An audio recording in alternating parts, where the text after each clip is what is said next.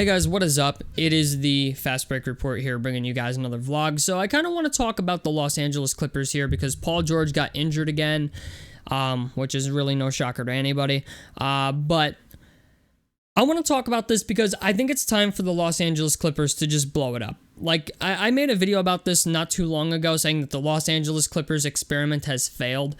And it has. Like, I'm just going to call it what it is. It's failed. And it's progressively gotten worse every single year ever since Montrezl Harrell and, Lou Williams, I think were both in the running for Sixth Man of the Year. Like, they've just progressively gotten worse. And even when they take one step forward, it's like they take two steps back. They got one, I think Mason Plumlee or whatever at the trade deadline. Eric Gordon, Bones Highland. Like, they got these guys who I'm like, okay, yeah, like, you got some decent players, but it's not enough to put you over the hump. And if you look at some of the other teams in their conference, it's like, you're the Clippers, you got to play the fucking Warriors, who have Draymond, Clay, and Steph, and Andrew Wiggins, okay? You got Phoenix, who now has Devin Booker, DeAndre Ayton, Kevin Durant, and Chris Paul, okay? The Nuggets are pretty deep. Like, they don't have guys that are super crazy star players like Nikola Jokic, right? But, like, they have Nikola Jokic, but they have Jamal Murray, who I'd say is a star player. They have Michael Porter Jr., who's really coming to his own this year, efficiency-wise and scoring-wise.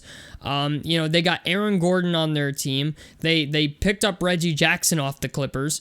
They're a team that has depth now to some extent. They have Kentavious Caldwell-Pope. Like, The Nuggets have depth, man, and you look at the Clippers, it's like, yeah, you got depth, but it's not enough depth. You know what I'm saying? Like, they're a very good defensive team, but when it comes to, like, scoring around the basket, they don't really have that.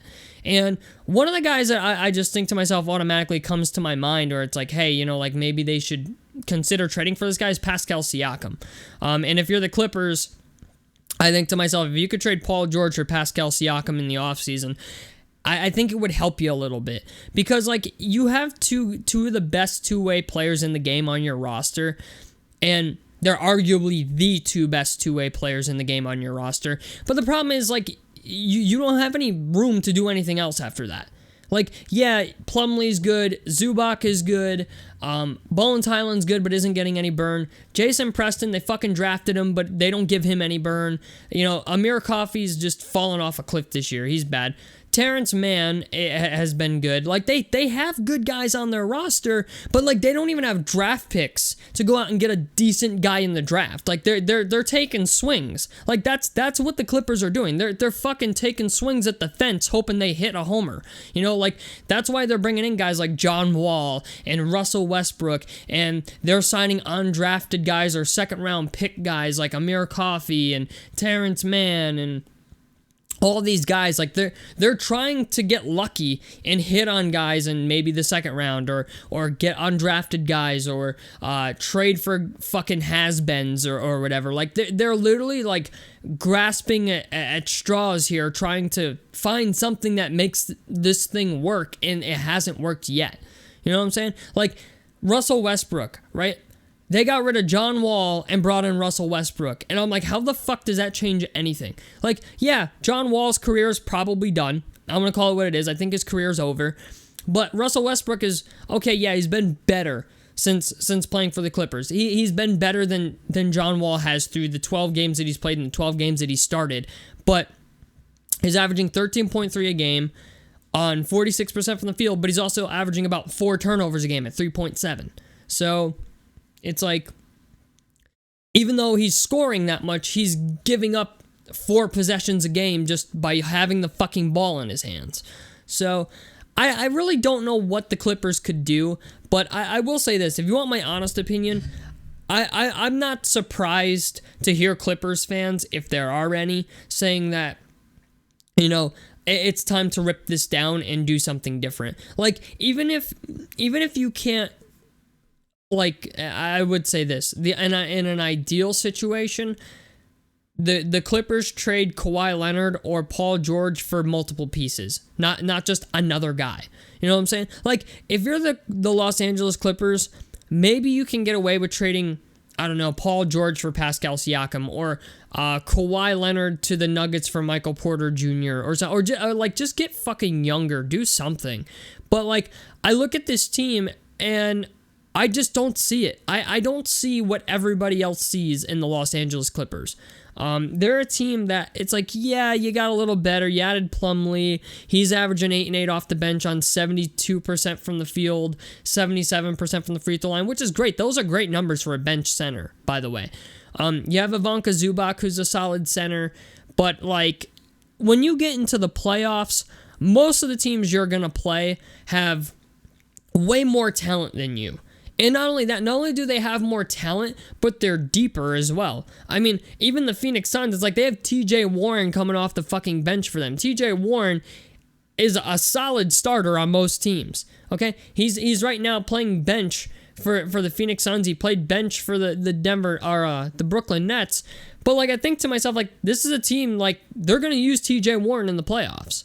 You know what I'm saying? And I look at it from the Clippers' perspective, and I just think you got to go through Phoenix, you got to go through Denver, you got to go through Golden State, you got to go through Memphis potentially. Like, most of these teams either have more depth than you or have more star power than you. And I don't see how this is going to go the way they think it is. You know, they have a lot of money wrapped up in two guys who simply don't play. You know, like Kawhi Leonard is playing very well. He's played 44 games this year and started 42 of them. Paul George has only played 56 games this year and has started all 56 of them, but he's now out for however long, another 2 to 3 weeks. And I just think to myself, if you're a Clippers fan, I can't blame you for clamoring that we need to trade Kawhi or we need to trade Paul George. Like, you need to trade one of your two-headed monster to get something else, okay? Or at least free up some cap space so you can sign somebody else or get draft compensation, do something, okay? Because this is a team that doesn't even have draft compensation. So I'm just like, I don't really know what they can do, but I will say this. If you're a team like the Denver Nuggets and you can't win a championship, what you should be doing this offseason is calling the Miami Heat about Jimmy Butler or the Los Angeles Clippers about Paul George or Kawhi Leonard and offering Michael Porter Jr. Because that's what you need. You need one more star to really put you over the top. And if you can do that, if the Nuggets make a trade this offseason for either Jimmy Butler or Kawhi or Paul George, it's going to be enough for them to win. Like, they're going to win it all given the fact those guys can maybe stay healthy. Okay? And that's, I think, another big part of this whole thing. It seems like every year down the stretch, the Clippers play well all regular season, with or without Kawhi Leonard. Then once they get to the playoffs, someone gets injured. Whether it's Kawhi or Paul George, somebody gets injured. And that's the end of their fucking season. So, I don't know, man. It just, for me, as a fan of the sport, I'm tired of seeing the Clippers, like, basically holding on for desperation to find something that works with two guys who are getting paid an ass ton of money to play maybe 50 games a year. So, I don't know, man. It sucks to say, but, like, the Clippers, I think, really need to consider blowing it up. I really do. Like, I'm sure Kawhi Leonard is still good enough to command maybe 2 first-round picks and a decent player. You know, he's shooting 51% from the field this year, 41% from three, and 87% from the free throw line on 20 plus a game. I think it's 22 or 23 a game. Like, Kawhi Leonard is still a valuable player to any team that is, like, needs that extra piece to go over. But where are you going to get it? You know what I'm saying? That's what I'm trying to get at. And yeah, you could trade for Michael Porter Jr. if you're the Clippers, but Michael Porter Jr. also has a $200 million contract. Like, I'm really curious. How much is Michael Porter Jr.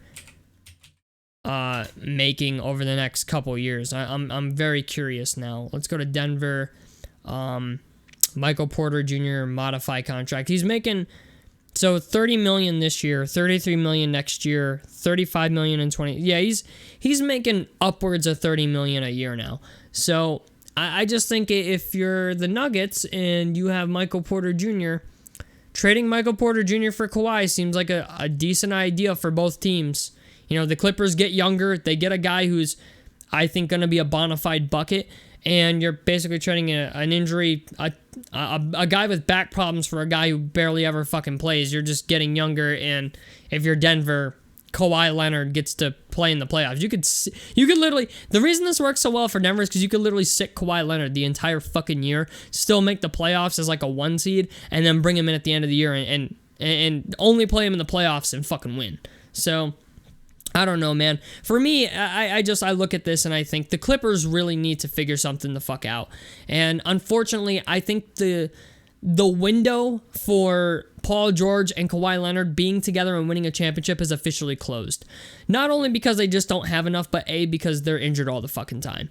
So, anyway, tell me what you guys think about this down below in the comment section below. Helps me out. Subscribe if you guys want to see more. I'm the Fast Break Report, and I'm out of this motherfucker. Peace, guys.